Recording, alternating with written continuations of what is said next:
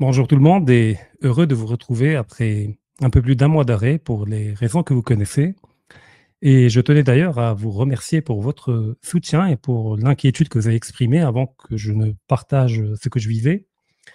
Car à travers ODC TV, à travers la chaîne YouTube, ce qui reste à la fin, c'est le lien humain. La chaîne peut disparaître, demain elle peut striker, je peux décider de la fermer, mais ce qui reste, c'est les liens humains que l'on a tissés, les liens d'empathie, les liens de solidarité, même si avec la plupart d'entre vous, on ne s'est jamais vu, mais il y a quand même un lien humain qui s'est établi.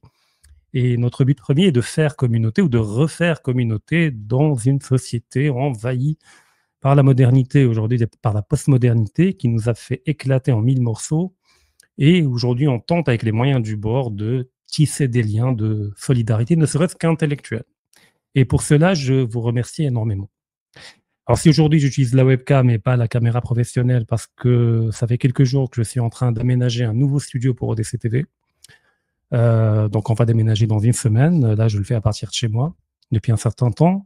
Et il y a également une autre surprise pour les Marocains qui me suivent, c'est que je vais lancer une chaîne YouTube en Derija, en dialecte marocain, qui concernera peu les sujets propres au Maroc, autant politiques, économiques, sociétaux, etc., avec un regard critique, parce que pour moi, tout bon patriote est un patriote qui est capable d'applaudir quand il le faut, mais également de critiquer quand il le faut. Et le slogan de la chaîne, c'est il vaut mieux une vérité qui dérange qu'un mensonge qui réconforte. Bon, c'est dit en déjà. Bon, là, je traduis, mais je vais communiquer au niveau des réseaux dès que la chaîne sera lancée. Le sujet du jour sera traité avec Yusfindi, que je remercie d'être là pour partager avec nous sa lecture sur l'actualité la plus brûlante, celle du projet de déplacement de la population de Gaza vers des pays arabes limitrophes ou non, parce que d'autres pays ont été évoqués qui ne sont pas limitrophes. Yusfindi, bonjour. Bonjour Rachid Hachichi, merci pour l'invitation et heureux de te retrouver. Moi de même. Alors, il y a très peu de temps, lors de la visite de Netanyahou à Washington, et d'ailleurs c'est le premier chef d'État à se rendre officiellement aux États-Unis après l'investiture de Trump, Donald Trump a balancé une bombe lors de la conférence de presse conjointe en annonçant un projet qui présente comme extraordinaire et qui plaira à tout le monde, celui de déplacer la population de Gaza vers d'autres pays pour leur bien, afin qu'ils vivent mieux, dans la dignité, sans être bombardés par quiconque. D'ailleurs, il n'a pas dit par l'armée israélienne, mais il a parlé de persécution de la part du Hamas contre la population de Gaza. Ça, on va en parler de ces nuances-là. Et il a parlé de reconstruire cette bande-là et d'en faire une forme de projet immobilier flamboyant qui profitera du climat de la région, de l'ouverture sur la mer, etc. Et Netanyahou, qui était à côté, n'avait pas l'air d'être forcément heureux d'entendre cela. Parce que Trump parlait de la bande de Gaza comme étant quelque chose qui va devenir une propriété américaine et pas israélienne. Donc déjà, si l'on part de cette conférence de presse, penses-tu qu'il s'agisse d'un projet sérieux ou d'une simple rhétorique qui vise autre chose en réalité? Alors, d'abord, ce qu'il faut dire, c'est que Donald Trump n'est pas le premier à avoir évoqué ce projet. Le premier, à ma connaissance, c'est Jared Kushner qui en a parlé le 4 février 2024, donc il y a un an, lors d'une interview donnée à l'université Harvard. Et il a dit, c'est quasiment les mêmes mots qu'a repris Donald Trump, hein, en disant qu'il pourrait y avoir un beau projet immobilier là-bas, que c'est une belle situation géographique pour mener un projet immobilier, qu'il faudrait en fait déplacer momentanément, temporairement les Palestiniens pour nettoyer le terrain et reconstruire, et construire. Temporairement, bien sûr, les Palestiniens ont l'habitude des déplacements faussement temporaires.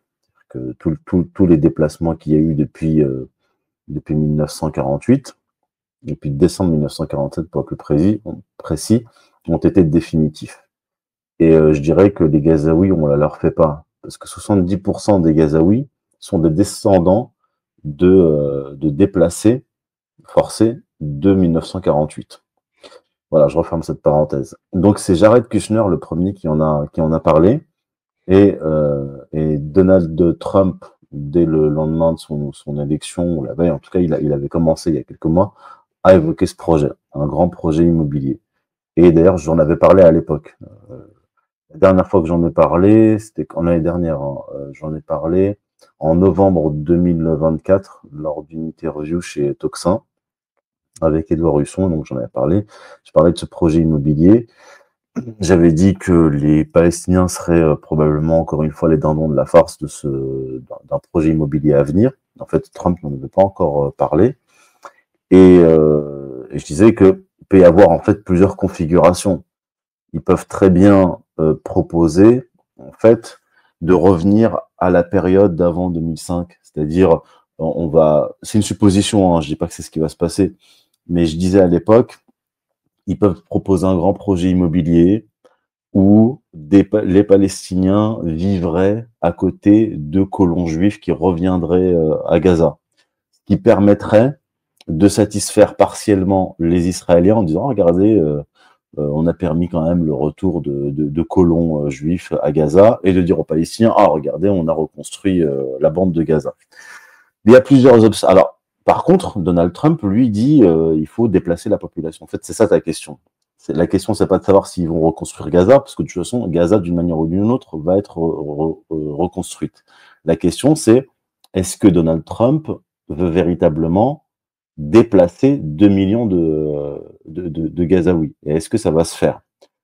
Il y a de nombreux obstacles, en fait, à cela. Parce que si vous voulez mener à bien un projet, il faut que vos partenaires soient d'accord avec ce projet. Les Palestiniens ne veulent pas, les Gazaouis ne veulent pas, les Égyptiens ne veulent pas, les Jordaniens ne veulent pas. Le roi Abdallah de Jordanie a répondu à Donald Trump qu'il accueillerait 2000 enfants palestiniens en Jordanie, et en plus, je crois, pour les soigner. Pas forcément temporairement, je crois qu'il a parlé d'orphelins. Donc entre 2000 enfants palestiniens et 2 millions de Palestiniens, il y a quand même un delta assez large. L'Arabie Saoudite ne veut pas.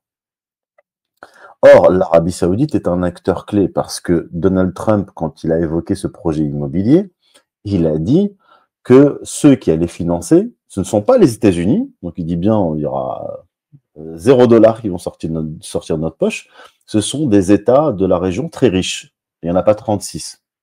Il y a l'Arabie Saoudite, il y a le Qatar, il y a les Émirats Arabes Unis. On va dire, bon, il y a le Koweït, etc. Mais l'acteur principal, c'est l'Arabie Saoudite. L'Arabie Saoudite a dit non. Ils ont dit non, non, non, de toutes les manières possibles et imaginables.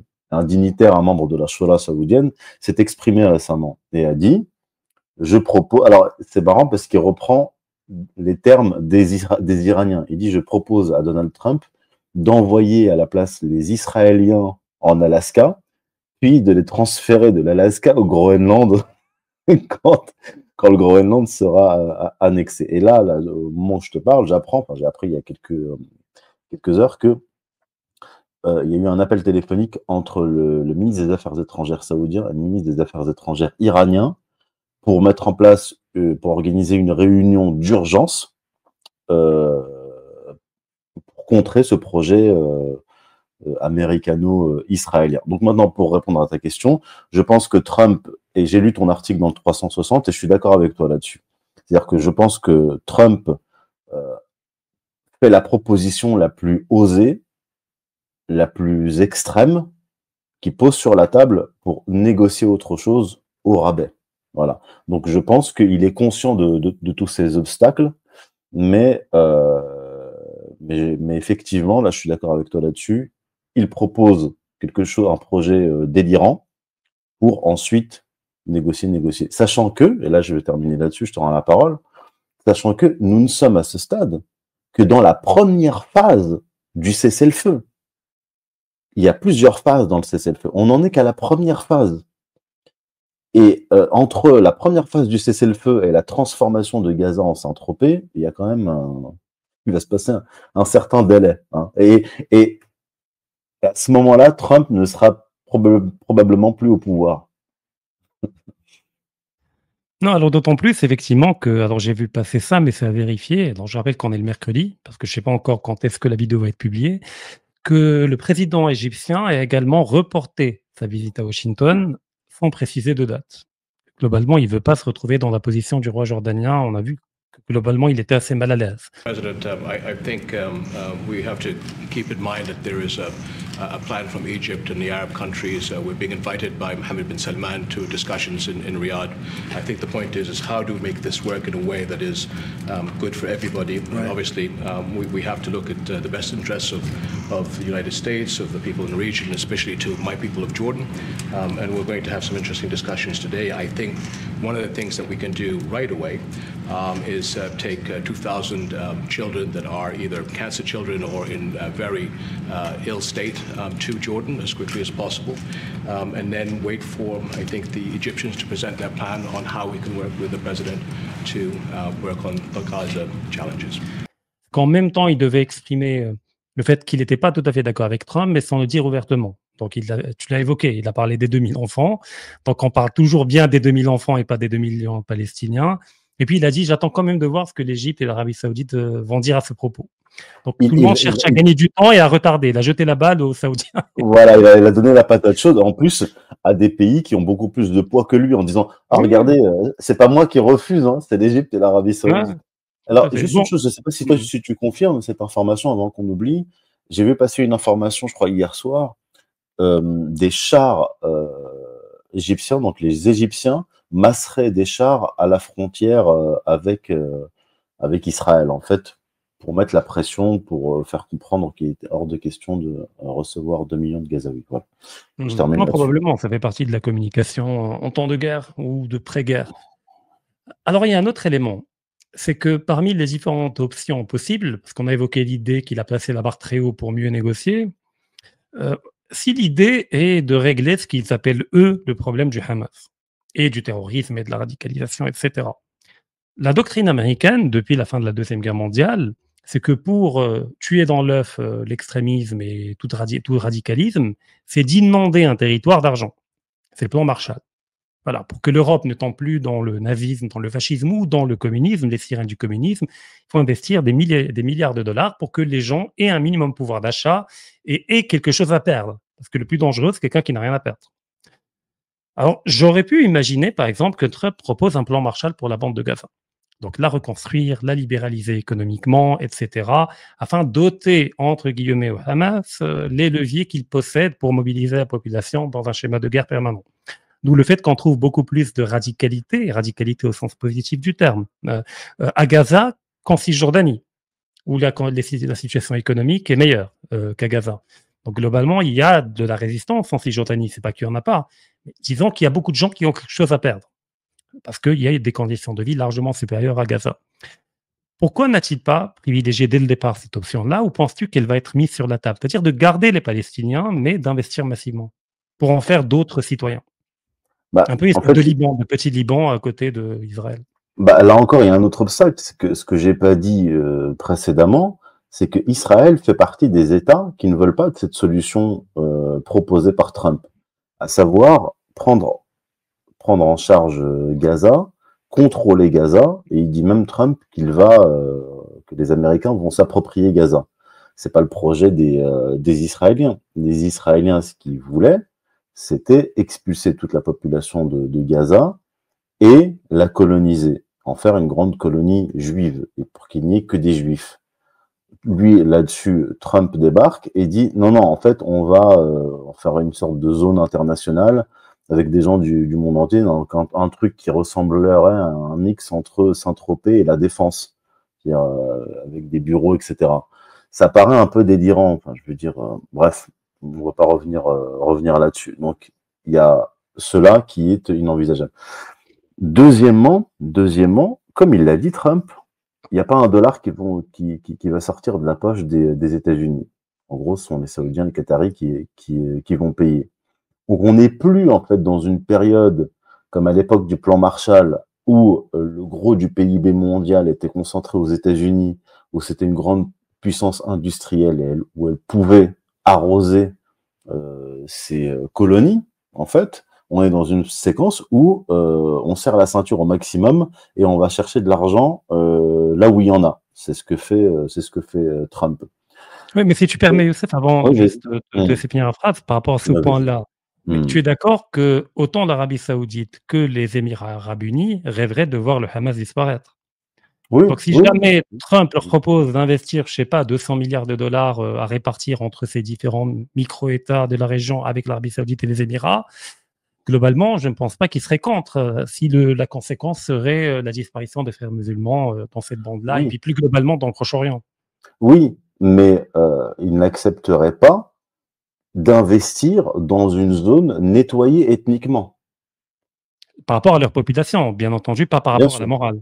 Bien sûr, pas par rapport à la Mhm. morale, parce que ça causerait des problèmes, ça déstabiliserait les pays qui accueillent les Gazaouis, et les Saoudiens, par exemple, les dirigeants saoudiens se retrouveraient face à peut-être des manifestations ou des troubles dans leur pays, leur disant non seulement vous cautionnez l'épuration ethnique, mais en plus de ça, vous financez ceux qui vont remplacer les Gazaouis. Ça, c'est inacceptable. Se débarrasser du Hamas, je pense que oui, ça les arrangerait, mais pas à n'importe quel prix. Pas au Mhm. prix d'accompagner un nettoyage ethnique. Parce que en plus de ça, en plus de cette question morale, il y a aussi la question juridique. Sur le plan du droit international, c'est un crime contre l'humanité, c'est un nettoyage ethnique. Et en plus de ça, demain, il pourrait très bien y avoir des plaintes déposées contre des dirigeants arabes s'ils validaient ou s'ils finançaient ce type de projet. Et même Trump s'en rendrait coupable d'une épuration ethnique, et qui lui dit qu'à la fin de son mandat, il se retrouverait pas avec un mandat d'arrêt international contre lui. Bref, donc c'est pour ça que moi je prends pas très au sérieux le projet de Trump. Et puis pour finir de répondre à ta question, que je réponde pas à côté, un des objectifs de Trump, et là c'est du point de vue de l'hégémon américain, c'était de se retirer des bourbiers, se, se, Mhm. se retirer d'Ukraine et même se retirer du Proche-Orient au maximum.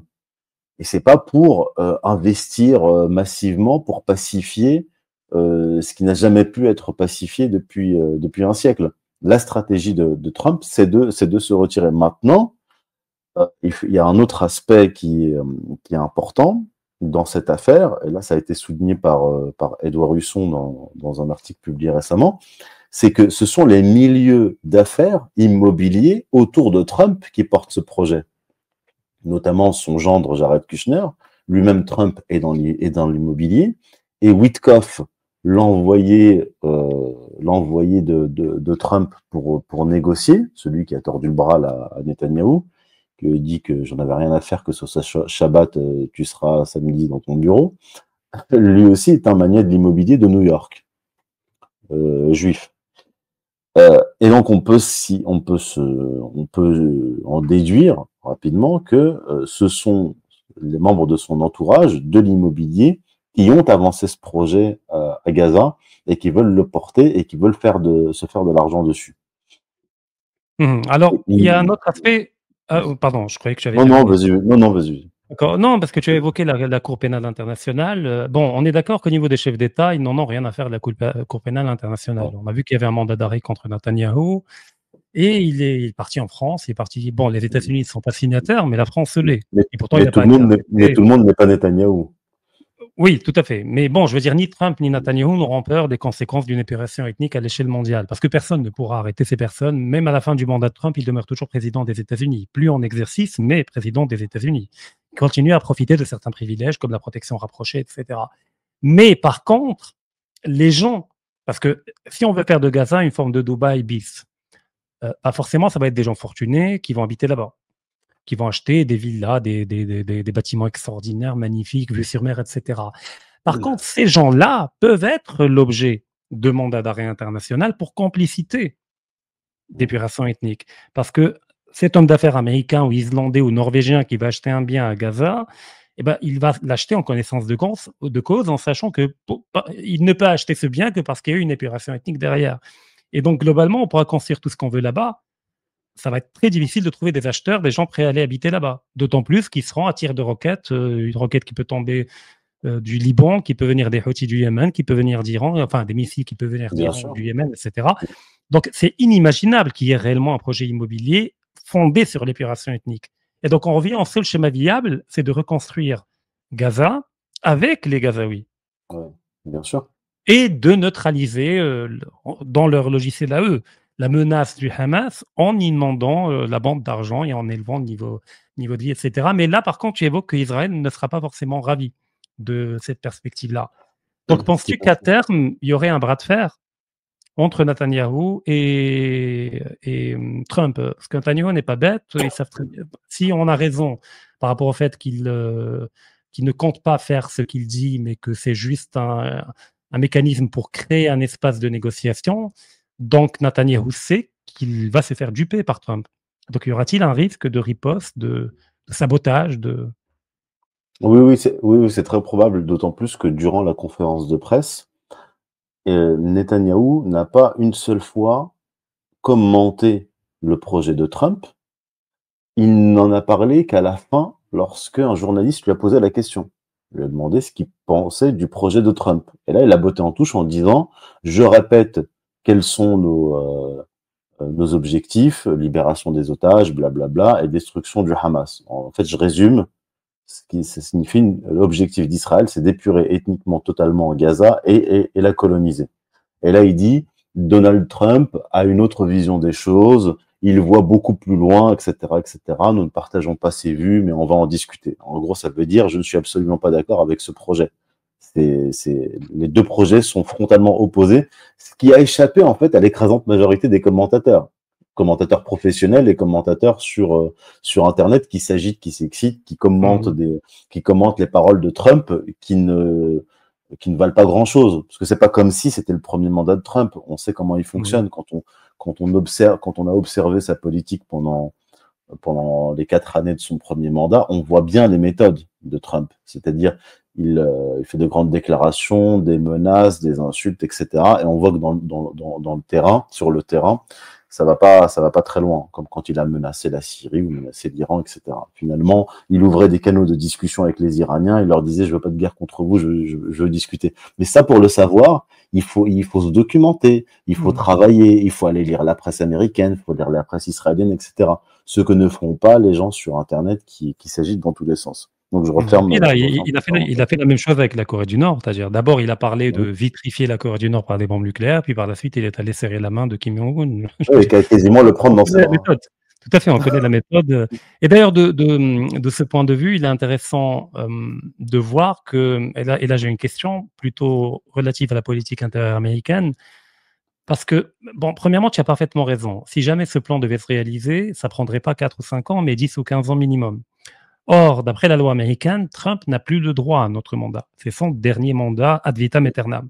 Parce qu'aux États-Unis, il n'y a pas cette logique de ne pas dépasser 2 mandats successifs et qu'après, tu peux te représenter au bout d'un mandat où tu ne seras pas président, mais c'est 2 mandats durant toute ta vie.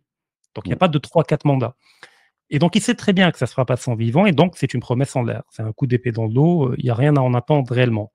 Et en même temps, on est en train de voir, depuis l'investiture de Trump, avec son quasiment bras droit Elon Musk, une forme, alors peut-être que le mot est trop lourd, une forme de révolution conservatrice qui est en train de s'installer. Et qui n'est pas que de la parole en l'air, avec des mesures très concrètes. La question du genre, la question de la parité, l'USAID qui a été étouffé, tué dans l'œuf, parce qu'effectivement, on a vu qu'il y avait des milliards qui étaient dépensés de l'argent des contribuables américains dans des logiques d'encouragement du wokisme. On a même vu des recherches menées sur des souris pour voir comment accroître la fertilité des souris transgenres. C'est-à-dire des millions de dollars, c'est-à-dire pour voir comment les humains transgenres peuvent garder leur fertilité, une femme qui devient homme tout en restant fertile. Donc, on a vu qu'il y a un vrai ménage qui est en train d'être réalisé aux États-Unis. Mais penses-tu que cette révolution conservatrice, si on s'autorise le terme, pourrait aller jusqu'à la remise en cause du lobbying pro-israélien aux États-Unis? Parce qu'il y a un sénateur américain qui combat ce lobbying-là, ouvertement, en disant qu'Israël a une influence qu'elle ne devrait pas avoir sur les États-Unis, qu'elle met en danger nos intérêts nationaux, qu'elle nous embrigade dans des conflits qui ne sont pas les nôtres. Penses-tu qu'à terme, ça pourrait prendre ces tournures-là? Peut-être pas immédiatement. Non, je ne pense pas. Je ne pense pas parce que la question du lobby pro-israélien dépasse de loin la simple, le simple domaine de l'influence par de l'argent. Il est intrinsèquement lié à la culture américaine, à la culture judéo-protestante américaine, avec une présence aux États-Unis massive d'évangéliques sionistes. Donc c'est quelque chose, le sionisme aux États-Unis, c'est quelque chose qui est représenté sociologiquement et qui s'inscrit dans une tradition politico-religieuse. D'ailleurs, le messianisme juif a influencé la culture américaine et la géopolitique américaine. Et en fait, au-delà de l'argent, au-delà des méthodes employées par le lobby pro-israélien aux États-Unis, il y a véritablement une convergence religieuse entre le judaïsme et le protestantisme, entre le sionisme juif et le sionisme protestant. Et c'est une alliance qui s'est forgée très tôt au XVIIe siècle. Donc je pense que les États-Unis ne sont pas prêts de se débarrasser de ce lobby. Non, alors la question, c'est pas par rapport au lobby juif, mais par rapport au lobby israélien, parce que la nuance est importante. J'ai bien compris. Oui, mais parce que quand on parle des évangélistes sionistes, par exemple, on sait très bien qu'ils ne sont sionistes que parce qu'ils attendent le retour du Christ pour massacrer les non-chrétiens, pour le dire gentiment. Donc c'est pas des philosémites. Non, j'ai pas dit ça. Pareil, quand on parle des juifs mondialistes, comme George Soros, Bloomberg et d'autres, etc., eux, ça les embête, le truc qui s'appelle Israël. Eux, ils sont à une lecture beaucoup plus planétaire, etc. Donc, eux-mêmes peuvent en avoir marre, en quelque sorte, de ce petit État, voilà, tentaculaire, qui structure en grande partie la politique extérieure américaine et qui, quelque part, parasite leur projet à eux. Non, alors par contre, ce qui est en train de se passer, et ce qui se passe en fait depuis un certain nombre d'années, c'est une opposition au sein du sionisme et des tendances du sionisme. Il y a une opposition entre deux tendances du sionisme. La tendance libérale, sioniste libérale, représentée aux États-Unis par des personnalités, des organisations extrêmement puissantes.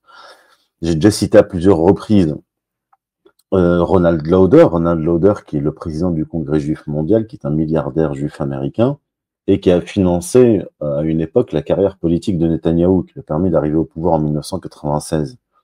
Et lui a commencé à s'opposer à Netanyahou et à sa coalition de messianistes juifs dès 2018. Il a publié 2 textes dans le New York Times où il condamne ce sionisme-là, parce que ce sionisme, selon lui et selon les juifs sionistes libéraux, ce sionisme non seulement met en danger Israël, mais il met en danger la diaspora juive dont ils font partie.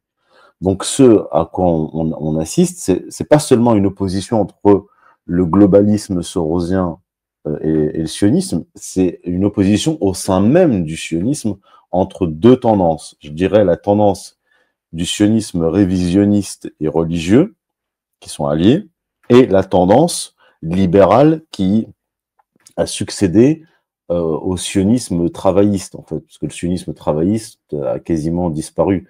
Il a été remplacé par le sionisme de gauche libéral. Voilà. Donc on est plutôt dans cette configuration-là. D'accord. Et si on projette cette configuration-là sur Israël, que penses-tu en termes prospectifs par rapport à l'après Netanyahou?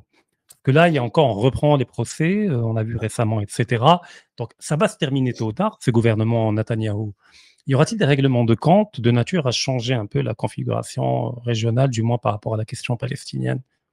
Alors, il peut y avoir des règlements de compte politiques qui concernent des personnes, mais le problème, en fait, en Israël, c'est l'évolution sociologique du pays et l'évolution religieuse. C'est-à-dire que l'extrême droite, c'est-à-dire le sionisme extrémiste et le sionisme religieux, est représenté sociologiquement en Israël et il représente une masse très importante. Mais ça ne veut pas dire qu'il est majoritaire démographiquement. Ça veut dire qu'il est représenté politiquement, mais pas forcément qu'il est majoritaire démographiquement. Bah, en fait, écoute, si on parce que dans le schéma parlementaire israélien, les petits partis ont plus de pouvoir que les grands, parce que c'est eux qui peuvent faire ou défaire les majorités. Mais démographiquement, factuellement, je ne sais pas. Oui, mais si tu regardes les sondages, pas sur tous les sujets et pas tout le temps, mais à certains moments clés, à un moment, par exemple, du massacre à Gaza, il y a eu un sondage qui montrait que la majorité des Israéliens étaient favorables à la politique de Netanyahou. Et déjà, il y a une vingtaine d'années, il y avait eu une quinzaine d'années, quelque chose comme ça, il y avait eu ce qu'on appelle l'intifada des couteaux. Et il y avait eu une manifestation d'Arabes israéliens en faveur des Palestiniens. Bien, il y en a quelques-uns qui ont été liquidés par la police, tués, et 80% des Israéliens avaient approuvé cela. Donc en fait, il y a un radicalisme, un extrémisme qui est fondamental dans la société israélienne. Alors, ces différents électorats, on va dire, ne se retrouvent pas tous, même s'ils sont tous extrémistes. On va dire, si on prend le groupe d'extrémistes, je rappelle qu'il y a une dizaine d'années, déjà il y a une dizaine d'années, plus de 50% des Israéliens croyaient en la venue imminente du Mashiach. Plus de 50%. Donc, c'est quand même une masse de gens importants. Ils se retrouvent peut-être pas tous dans Netanyahou ou dans tel ou tel parti, mais quand ces différents partis extrémistes, que ce soit Likoud, des héritiers des révisionnistes, et les différents partis religieux de droite, etc., par exemple, Lieberman n'est absolument pas un religieux. Il est opposé à Netanyahou, mais il appartient à une extrême droite israélienne. Donc, quand ces gens-là se rassemblent, bah, ils ont une majorité. On a vu également les critiques d'Ehud Barak contre Netanyahou, Oui, qu'il alors qualifiait de lui, dingo et de psychopathe. voilà, bah lui c'est un travailliste. Lui alors qu'en fait, quand on regarde la carrière d'Ehud Barak, il était Premier ministre à l'époque des négociations de Camp David, où en fait il militait clairement pour que le mont du Temple, donc là où il y a la mosquée Al-Aqsa, devienne juif, ou au moins avec une synagogue, alors qu'il n'est pas croyant. Donc, en fait, on a des dirigeants israéliens, une société israélienne qui est globalement extrémiste. En fait, s'ils n'étaient pas juifs, on dirait d'Israël, c'est un Daesh qui a réussi, en fait. C'est ça. Je veux dire, ces D'ailleurs, comme gens-là avait dit, comment il s'appelle, Vin Belrazoui, je crois, qui avait dit. ah oui, c'est les ça, Daesh, voilà. En fait, on salue son courage d'ailleurs, bravo. voilà, en fait, c'est elle qui m'a influencé sans que je le sache. Effectivement, parce que s'ils n'étaient pas juifs, on dirait ces gens-là sont des nazis. Il faut se rappeler quand même des déclarations du ministre de la Défense, etc., où il nous disait les Gazaouis sont des animaux humains. C'était il y a pas si longtemps que ça.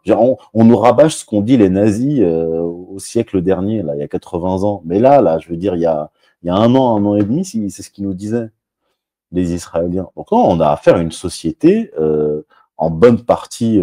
Alors oui, il reste des sionistes de gauche, etc., etc.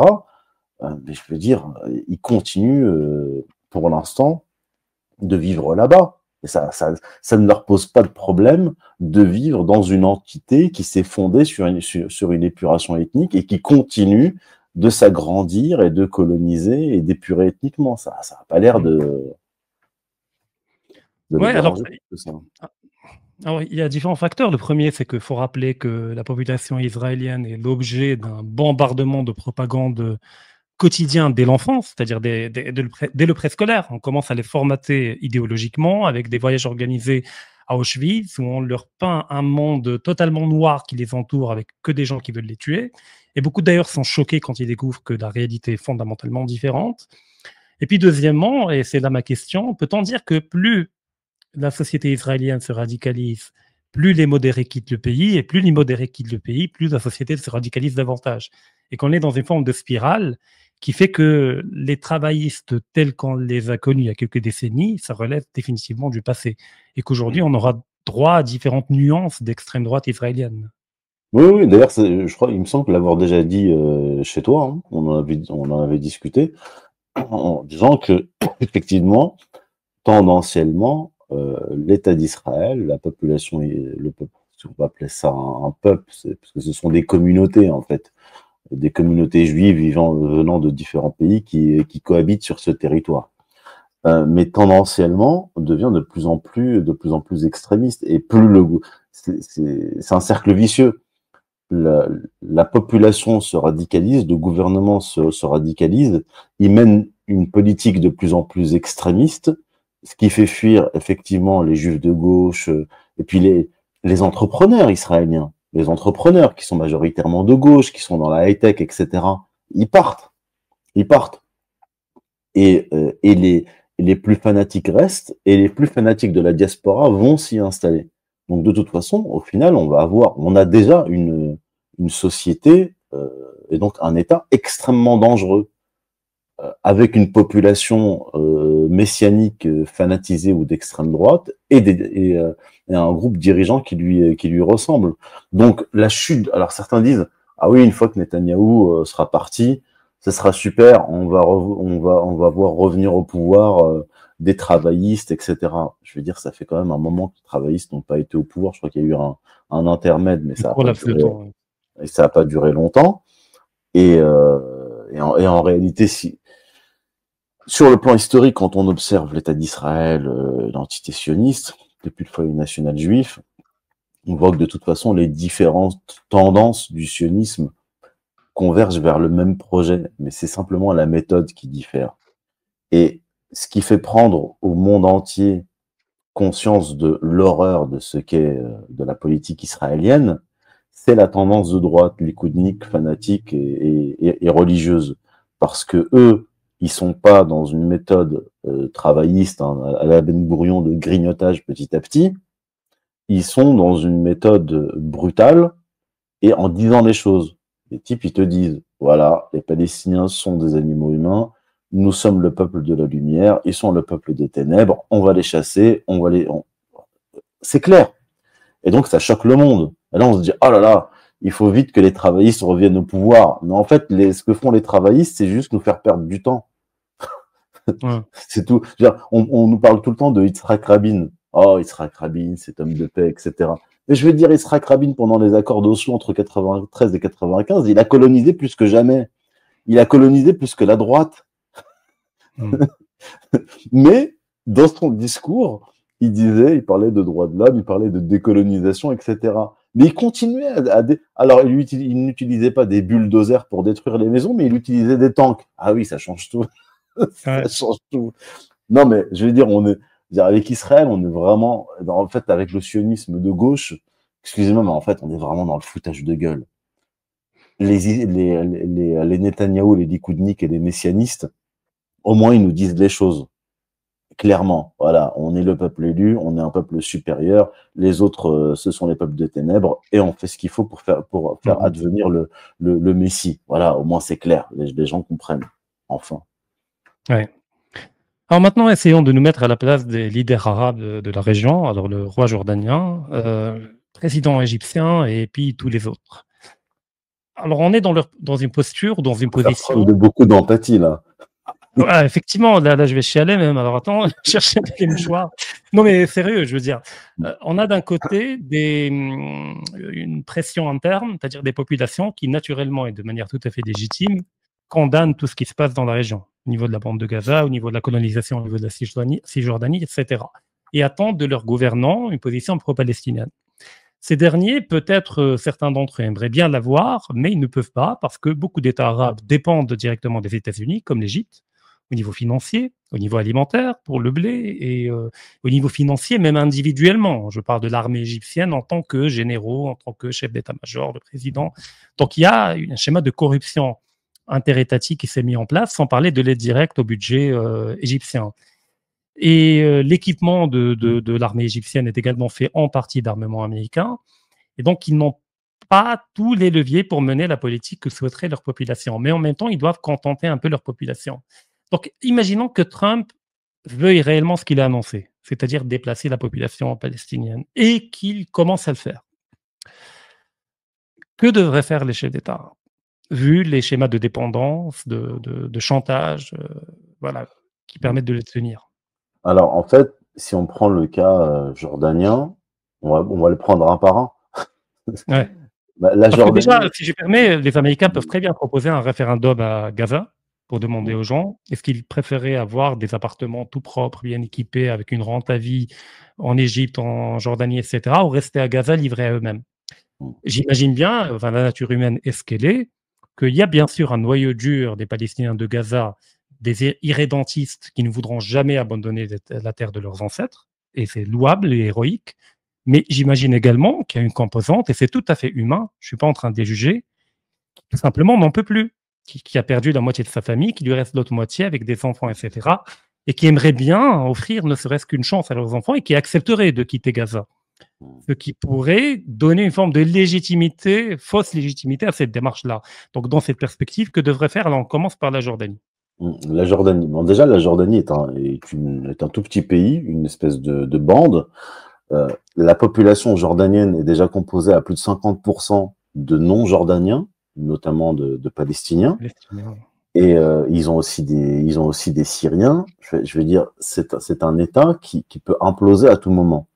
Ils ne sont pas en capacité d'accueillir, je sais pas, même un dixième des Gazaouis. Rien qu'un dixième, ça pourrait déstabiliser le pays. Donc, d'où la réponse du roi Abdallah. Oui, je veux bien. En gros, ce qu'il veut dire, c'est je peux pas accueillir plus de 2000 enfants palestiniens pour les soigner. Voilà, c'est mes capacités maximales. Le gros pays, en fait, le grand pays sur le plan géographique, qui est en capacité de recevoir les Palestiniens et qui est le pays où les Israéliens veulent les envoyer depuis des décennies, c'est l'Égypte. Le Sinaï, l'Égypte, voilà, dans le Sinaï. Les Égyptiens, les dirigeants égyptiens, et je pense que la population égyptienne, refusent pour deux raisons. Premièrement, parce que ce serait les Égyptiens, le peuple, parce que ce serait accepter un nettoyage ethnique. Et ça, c'est hors de question. Et deuxièmement, l'Égypte est déjà un pays pauvre, et comme tu le dis, qui vit en partie grâce à des aides extérieures, des États-Unis, mais aussi de l'Arabie Saoudite. L'Arabie Saoudite donne beaucoup d'argent à l'Égypte, ce qui lui donne aussi... Et le FMI, rappelons-le, le FMI. Oui, tout à fait. Et donc la deuxième raison, c'est que les Égyptiens qui sont déjà dans une situation précaire verraient 2 millions de Palestiniens venir s'ajouter, je crois, ils sont combien, 90 millions maintenant, les Égyptiens, et ils vivraient de quoi, ces Gazaouis? Qui vivraient d'aide extérieure, sans parler des troubles que ça pourrait causer, parce que, je vais dire, les Égyptiens ne vivent pas dans le Sinaï.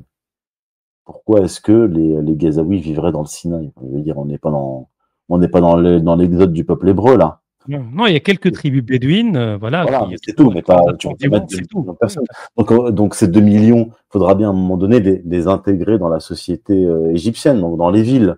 Donc on aurait 2 millions d'un seul coup de Gazaouis qui se retrouveraient dans la société égyptienne. Ça, c'est intolérable. Et le gouvernement, l'État égyptien ne peut pas l'accepter. Parce que sa propre population pourrait se retourner contre lui. Ils n'ont pas oublié ce qui s'est passé en 2011. Je veux dire, celui qui est au pouvoir actuellement, Sisi, est issu de l'armée, tout comme Moubarak était issu de l'armée. Donc il ne va pas se retrouver dans une situation où, d'ailleurs, les frères musulmans sont toujours là, ils pourraient se servir de cette situation contre lui. Tout à fait. Voilà, donc il y a, voilà pour le cas égyptien, pour le cas saoudien. Alors Netanyahou, je sais pas si tu as vu, a dit que les Palestiniens pourraient créer un État palestinien en Arabie Saoudite puisqu'il y a de la place là-bas.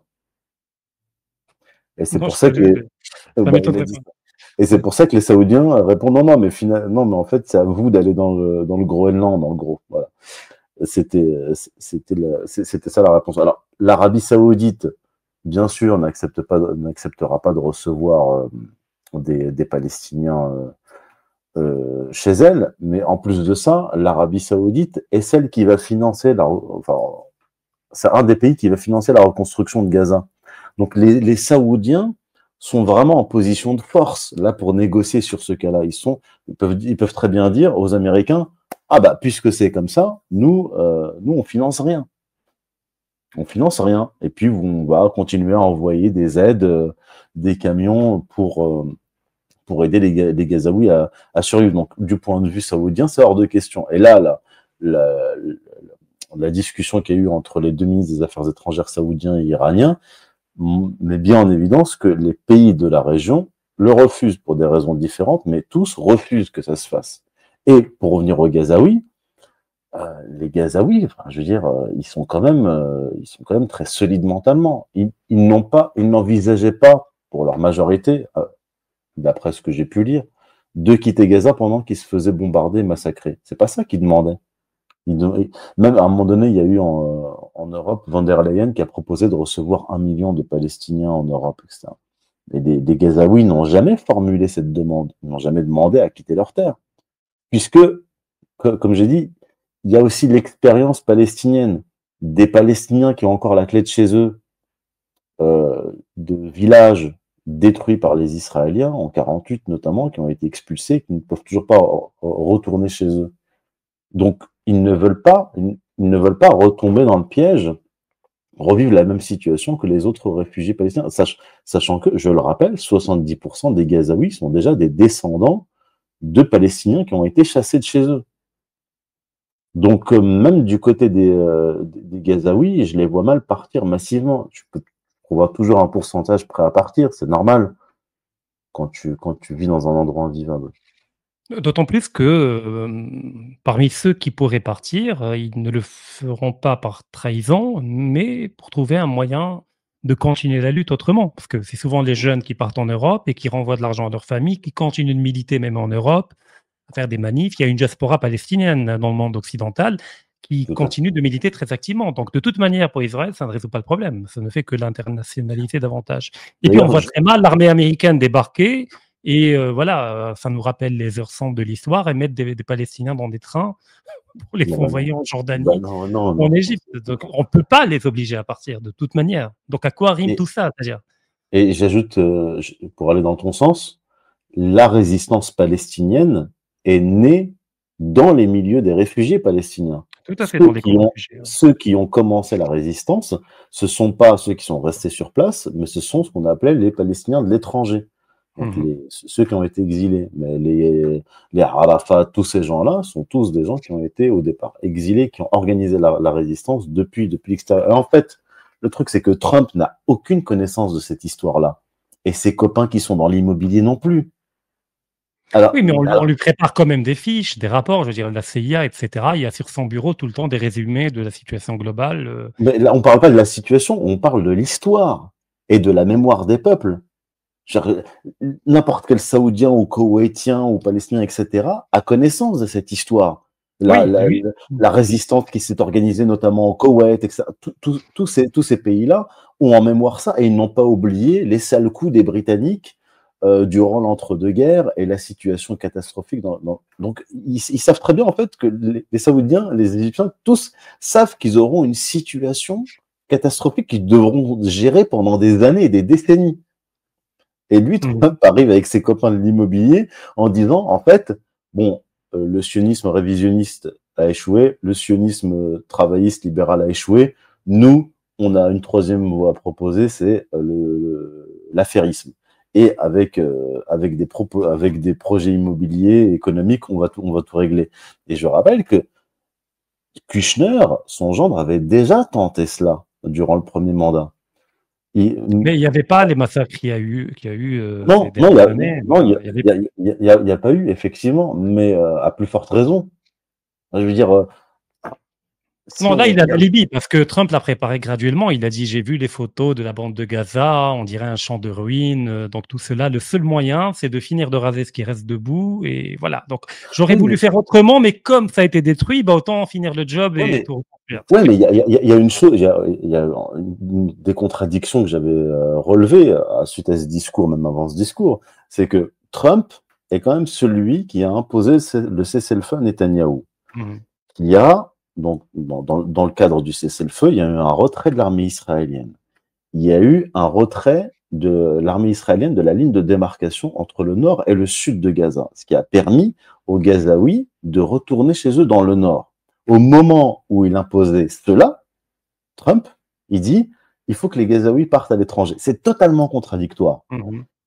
Tu n'imposes pas un cessez-le-feu avec un retrait de l'armée israélienne et un retour des Gazaouis chez eux, pour dire, ah, mais non, en fait, on va les envoyer en Égypte, en Jordanie. Ça tient pas la route. Non, tu maintiens l'armée israélienne, tu maintiens les Gazaouis dans le sud, et là, tu dis, bon, il faut les envoyer en Égypte ou il faut les envoyer en Jordanie. Tu vois, tu n'imposes pas leur retour dans le nord de Gaza pour dire, maintenant, vous allez partir en Jordanie ou en Égypte. C'est contradictoire. Et cette contradiction est tellement énorme qu'on la voit même pas. Autre chose, le cessez-le-feu imposé par Trump a mis en évidence la défaite militaire israélienne. C'est une défaite militaire. Parce que les gens me disent, enfin, du point de vue des objectifs formulés au début, bien sûr, qui était de détruire le Hamas définitivement, ça n'a pas marché. et chasser les Gazaouis. Ces deux objectifs n'ont pas été atteints. Et en plus de ça, qu'est-ce qu'on a vu? On a vu le Hamas le jour des échanges des otages. Des otages. Oui, otages. Il faut faire gaffe avec les mots, effectivement. Oui, otages. De toute façon, des deux côtés, c'est des otages. Eh bien, on a vu un bataillon du Hamas en armes, des pick-up. C'était une démonstration de force. C'était pour dire vous ne nous avez pas vaincus. Officiellement, il y a 20 000 soldats israéliens dans les hôpitaux en Israël. 20 000. Ce qui veut dire qu'il y a au moins 5 000 morts, soldats morts. Ça, c'est des chiffres officiels. 1, 3, 1, 4, ouais. Et ça, c'est des chiffres officiels. Donc, en fait, Donald Trump, en imposant ce cessez-le-feu, il a mis en évidence la victoire militaire du Hamas. Et il a permis à Israël, entre guillemets, de sauver la face.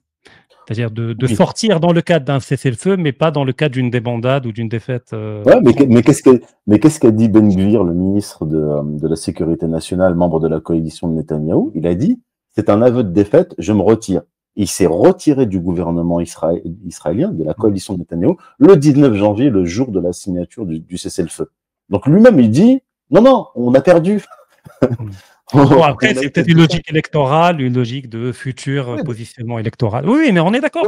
Mais là, voilà. Je dis que c'est la moins pire des défaites en termes communicationnels pour Israël. Voilà. C'est de perdre dans le cadre d'un cessez-le-feu plutôt que de perdre militairement de manière franche. Voilà. Mais ce que je veux dire, là où je voulais en venir, c'est dans le cadre de cette défaite mise en évidence par Trump, tu n'imposes pas les conditions qu'impose le vainqueur. En fait, c'est ça que, si on écoute Trump et qu'on croit ce qu'il dit, c'est comme s'il disait, bon, on a perdu, parce qu'en fait, c'est une défaite américaine et israélienne. C'est comme en Ukraine. On a perdu, mais on va vous imposer nos conditions. Ça tient pas la route. C'est comme si Zelensky et Trump disaient à Poutine, toute proportion gardée, parce que Poutine, la Russie, c'est pas le Hamas. Mais c'est comme s'il disait, on a perdu, mais on va vous imposer des conditions, vous allez vous retirer du Donbass. Non, mais crois-moi, alors Trump ne l'a pas fait, parce que c'est quand même quelqu'un de raisonnable, mais Zelensky n'hésite pas à le faire, à dicter ses conditions à Poutine jusqu'à hier, tu vois. Le gars est totalement taré. Même Trump ne réagit plus aux déclarations de Zelensky, tellement il prend plus au sérieux ce que l'autre dit. Il est fini, de toute façon, Zelensky. Bon, ça, c'est un autre sujet. C'est un autre sujet. Alors maintenant, oui, alors c'est une défaite israélienne sur la bande de Gaza, mais si on élargit le spectre au niveau régional, on ne peut pas dire que l'axe de la résistance n'a pas été grandement affaibli et qu'Israël n'a pas atteint un certain nombre d'objectifs en dehors de Gaza. Il a quand même affaibli le Hezbollah dans le sud Liban, il a quand même permis ou contribué à la chute de Bachar al-Assad en mettant en place un régime infiniment moins dérangeant, pour ne pas dire complaisant, puisqu'il a permis à l'armée israélienne de détruire tout l'armement syrien, les avions, les tanks, etc., sans réagir. Et que globalement, le Hamas a gagné, mais ça lui fait une belle jambe. Je veux dire, il a gagné, mais il a tout perdu autour. Tu vois, le ravitaillement, l'Iran s'est recroquevillé, il a opéré une retraite stratégique forcée. Donc oui, ils ont gagné sur le théâtre de la bande de Gaza, mais ils ont perdu à tous les autres niveaux. Je veux dire, qui aujourd'hui peut aider les résistants à Gaza, militairement, financièrement, etc. Oui, non, mais comme je l'ai dit récemment, si on regarde la situation, toute proportion gardée, ça ressemble à la situation de 1978. En fait, en 1978, il y a eu, c'était les accords de Camp David entre Menachem Begin et Sadat. Donc les Israéliens acceptaient de se retirer du Sinaï. Et quand ils signaient ces accords, l'année où ils les ont signés, ils ont envahi le Sud-Liban. C'était l'opération Litanie en 1978. Et là, donc Trump leur a imposé un cessez-le-feu, mais avant qu'il ne leur impose le cessez-le-feu, ils ont envahi une partie de la Syrie, donc au-delà du Golan, se rapprochant de Damas. C'est-à-dire que quand ils perdent quelque part, ils s'arrangent toujours pour déclencher un conflit ailleurs ou étendre leur territoire ailleurs. La situation actuelle ressemble beaucoup à la situation de 1978. Alors, Assad est tombé. Ça, c'est une défaite pour l'axe de la résistance.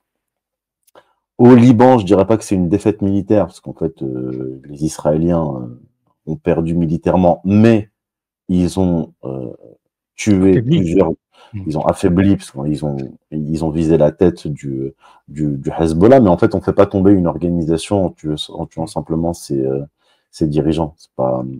C'est pas si simple que ça. Donc, ils ont perdu militairement face au Hezbollah, mais ils l'ont affaibli, je dirais, sur la durée, parce que ils ont décapité. Oui, et puis ils ont coupé la chaîne voie. de Sur le plan territorial, ils ont coupé la voie d'approvisionnement des armes qui passaient par la Syrie notamment. Mais bon, l'Iran trouvera un autre moyen d'alimenter en armes le Hezbollah. Je pense que c'est pas les voies qui manquent. Et puis de toute façon, le Hezbollah a de la réserve pour mener. Ils ont suffisamment de missiles pour mener encore 3 ou 4 guerres comme celle qu'on vient de voir. Donc en fait, finalement, tout le monde sort affaibli de cette guerre. C'est quand même souvent le cas, hein, mais il faut voir au final, sur le long terme et même politiquement, je pense que Israël a perdu plus que ses ennemis. Parce que si on regarde la carte et qu'on regarde le basculement géopolitique global, le renforcement de l'Iran via notamment la Russie et la Chine, qui ont permis la normalisation des relations entre l'Iran et l'Arabie Saoudite, peut-être que ça va pas durer, je sais pas, mais c'est quand même un acquis. C'est un acquis. La défaite à Gaza et la défaite politique de Netanyahou en Israël, ça aussi, c'est une double défaite. Une défaite militaire sur le terrain et une défaite politique pour Netanyahou. Voilà pour le bilan. Mais qu'en est-il de la population de Gaza? Je veux dire, là, elle est totalement déconnectée de tout approvisionnement possible. Alors, je ne parle même pas alimentaire, mais militaire. Je veux dire, encerclée par la mer. La Syrie, aujourd'hui, ne peut plus être un passage pour un soutien du Hezbollah aux combattants à Gaza. L'Égypte ferme les tunnels. Peut-être que l'Égypte commencera à détourner le regard de ces tunnels-là pour permettre un approvisionnement parce qu'il y a la pression américaine. Donc, ça serait une manière d'embêter un peu les Américains que de permettre au Hamas de continuer d'exister, mais quel est l'avenir du Hamas s'il est déconnecté de tout?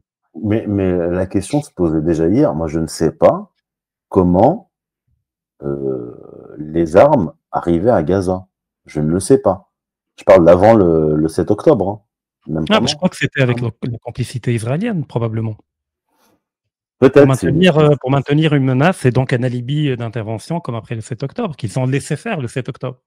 Mais quand je veux bien, hein, c'est possible, mais quand tu maintiens une menace, tu maintiens pas une menace qui est en capacité de te tenir en échec militairement. Moi, c'est ça quand même qui me surprend. Je pense qu'il y a d'autres voies d'approvisionnement en armes à Gaza qu'on ignore. Peut-être l'Égypte qui doit jouer un double jeu. Ils ont quand même tenu 15 mois. Ils sont quand même tenus 15 mois. Et ils sont sortis de leur sous-sol. Bon, il y a beaucoup de membres du Hamas qui sont morts, mais il y a aussi beaucoup de Palestiniens de Gaza qui les ont rejoints en fait pendant la guerre. Donc je ne sais pas si leurs effectifs en fait ont véritablement diminué. Mais globalement, je pense que c'est Israël qui sort temporairement d'effet de cette histoire, d'autant plus que, encore une fois, Trump, donc l'allié principal d'Israël, a mis en évidence l'échec israélien, la défaite israélienne. C'est même pas les Russes ou les Chinois. C'est le porte-avions et le portefeuille d'Israël qui, à un moment donné, dit halte au feu, parce qu'en fait, vous êtes en train de nous ridiculiser. C'est comme les Ukrainiens. Ils ont ridiculisé les États-Unis, les Ukrainiens et les Israéliens, puisque c'est avec l'armement américain qu'ils ont perdu ces deux guerres. Et sur le plan géopolitique, Je pense que l'équipe Trump a d'autres priorités.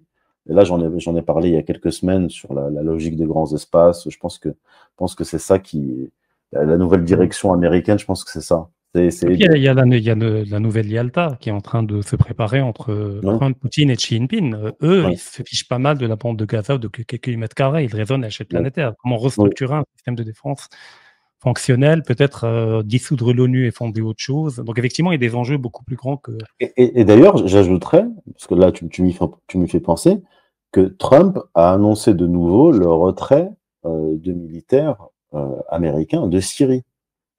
Ce qu'il avait déjà entamé durant son premier mandat, et ça avait été entravé par le commandement militaire américain, et ce qui avait mis à l'époque dans l'embarras les Israéliens, qui s'en étaient plaints. Quand il avait annoncé à l'époque, je retire 2000 soldats américains d'Israël, enfin de Syrie. Les Israéliens étaient très mécontents. Mais bon, tout ça, les gens l'ont pas vu, parce qu'il faut éplucher la presse, etc. J'imagine que les Kurdes également ne vont pas être très contents, mais bon, ça leur apprendra à s'appuyer sur les Américains.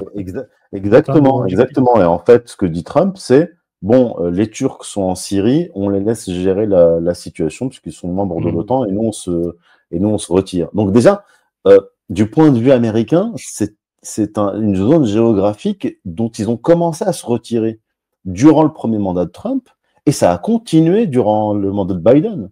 Ils ont continué à retirer des troupes, retirer un porte-avions et des missiles d'Arabie Saoudite, d'où aussi la réaction saoudienne, disant mais attendez, vous partez, vous emmenez, vous ramenez chez vous des missiles Patriot, enfin, vous les envoyez en Ukraine, etc.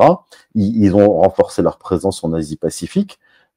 Du point de vue américain, le Proche-Orient n'est pas la priorité. C'est la priorité israélienne, mais c'est pas la priorité américaine. Alors, dernière question. Alors, imaginons que l'hypothèse que l'on développe ici soit véridique, c'est-à-dire que Trump promet monts et merveilles Netanyahou, sachant qu'il ne va jamais réaliser tout cela, mais c'est juste une manière de gagner du temps pour pouvoir s'occuper de choses beaucoup plus importantes à l'échelle planétaire. Et le mandat de Trump arrive à terme et on a les démocrates qui reviennent.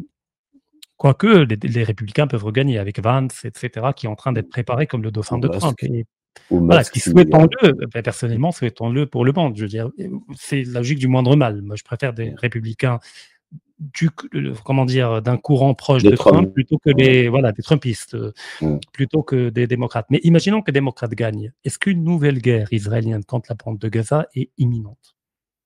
En fait, là, il faut regarder l'histoire. La bande de Gaza et Israël sont en guerre périodique depuis la fin de la guerre de 48. Après la guerre de 48, 1956. Il y a eu, souvenez-vous, en 1956, la guerre pour le canal de Suez avec l'invasion du Sinaï et de Gaza. Et les Israéliens ne se sont retirés de Gaza qu'en mars 1957. Puis, ça a été mis sous mandat international. À un moment donné, Trump a parlé d'internationalisation de Gaza. Je ne sais pas si tu te souviens, dans la conférence de presse, il a évoqué cela. Gaza a déjà été internationalisé en 1957. Et c'est la population de Gaza qui s'est opposée à cette internationalisation contre les casques bleus, etc. Ils ont demandé le retour de Nasser. Et donc Nasser est revenu, il a démilitarisé, etc. Puis il y a eu rebelote 1967, conquête du Sinaï, conquête de Gaza, avec un projet à l'époque d'épuration ethnique à Gaza. Ils voulaient pousser tous les Gazaouis dans le Sinaï. Déjà à l'époque, on est en 67. Et à l'époque, ils ont aussi chassé au total 250 000 Palestiniens environ, en bonne partie au-delà du Jourdain, en Jordanie. Et les Palestiniens qui essayaient de rentrer chez eux, donc de repasser le Jourdain pour aller en Cisjordanie, se faisaient tirer dessus par l'armée israélienne. Pour que les gens comprennent à quel point les Palestiniens sont tenaces. C'est-à-dire que des Palestiniens ne partent de chez eux que quand les sionistes à l'époque de la Haganah, etc., de l'Irgun, balançaient des bombes sur leur village, les détruisaient complètement, les brûlaient leur village, leur tiraient dessus. Ce n'est que là qu'ils partaient. Et encore quand ils partaient, ils essayaient de revenir. Et il fallait leur tirer dessus pour qu'ils ne reviennent pas. C'est genre la mentalité palestinienne, c'est quand même autre chose. Hein. C'est pas, je veux dire, ils sont particulièrement tenaces et héroïques. Donc respect aux Palestiniens. Et on devra en prendre de la graine. Et donc il y a eu 67, etc. Et puis après, il y a eu la colonisation à partir de 67 jusqu'en 2005. Puis en 2005, retrait des colonies par Sharon, avec augmentation de la colonisation en Cisjordanie. Et à partir de 2008, bombardement régulier sur Gaza jusqu'à nos jours, jusqu'au génocide. Donc en fait, le conflit entre Gaza et Israël et la tentative d'épuration ethnique israélienne à Gaza, elle date. Elle date. Je veux dire, ça commence, comme je l'ai dit, en 56. Donc ça ne s'arrêtera pas. Je veux dire, les sionistes, ils ont, quel que soit le gouvernement à la tendance travailliste, Likoud, tout ce que vous voulez, les objectifs à long terme restent les mêmes. Je veux dire, tant que le problème sioniste n'est pas réglé, vous aurez toujours les mêmes conséquences, les mêmes problèmes et les mêmes guerres. Il n'y avait pas le Hamas à l'époque, il n'y avait pas le djihad islamique à l'époque. Voilà. Mais malheureusement, on ne voit toujours pas comment le problème va être réglé, sachant que toutes les autres hypothèses de 2 États ou d'un État fédéral, Israël n'en veut pas réellement, même si elle peut prétendre le contraire, et que c'est un projet expansionniste, suprématiste, et que tout nationalisme, et dans le cas d'Israël, ce n'est pas qu'un nationalisme, c'est un suprématisme, c'est un messianisme, il cumule toutes les tares de ce point de vue-là, mais que le nationalisme radical finit toujours par apporter le peuple qui le porte vers une implosion. Citez-moi un seul nationalisme, un seul ultranationalisme qui a réussi dans l'histoire. Parce que de fait, il est exclusif, il est homogénéisant et il s'interdit tous les leviers de la grandeur, c'est-à-dire de la multiplicité des apports culturels, etc. En Ukraine, on voit la même chose. Voilà, contrairement à l'Empire, on voit l'Ukraine où ça l'a mené, le bandérisme, etc. Israël, pareil, plus elle se radicalisera, plus elle se rapprochera d'une implosion. Oui. Bon, pour l'instant, on ne sait pas comment ça va terminer. D'ailleurs, j'invite les gens à aller voir notre épisode qu'on a fait tous les deux sur le nationalisme, rend-il bête? Il parle de là. Et d'ailleurs, je profite de l'occasion pour dire à nos abonnés que, Yousfindi, tu as relancé ta chaîne YouTube et que désormais, tu publies des épisodes de manière régulière, hebdomadaire. Si tu peux rappeler juste le jour de publication. Tous les mercredis à 18h. Voilà, où chaque fois, tu traites d'un sujet précis et tu vas jusqu'au bout du raisonnement. Donc, abonnez-vous et n'hésitez pas à suivre notre ami Yousfindi là immédiatement. Donc, vous finissez l'épisode, allez vous abonner. Vous savez tout de suite, pour ne pas oublier. Voilà, Yousfindi, merci. Mais je précise qu'il faut tout ce qu'on fait, les vidéos, etc., les chroniques, c'est, je dirais, c'est un peu l'écume des choses. Il faut aller lire. Tout ce qu'on dit, toutes nos analyses sont basées sur des écrits, pas forcément les nôtres, hein, mais d'autres auteurs. C'est pour ça que je montre régulièrement à l'écran, je présente un livre régulièrement quand je fais mes chroniques, pour que les gens aillent à la lecture, parce que les vidéos, c'est pas suffisant. Et beaucoup de gens me reprochent, me disent « Ah, mais t'as dit ça, mais t'as pas dit ça, etc. » Bon, déjà, ce sont des épisodes, comme là, hein, c'est des émissions d'une heure, d'une heure et demie. On ne peut pas tout dire. Donc, si vous voulez en savoir plus, vous allez lire les livres qu'on vous propose, notamment sur ces sujets. Voilà. D'ailleurs, par rapport à la question, il y a ton livre publié chez Compte Culture, Comprendre le conflit israélo-palestinien. Voilà, il est là. Et puis, celui-là, avec Pierre-Antoine Plaquevent, donc, Israël et la guerre mondiale des religions.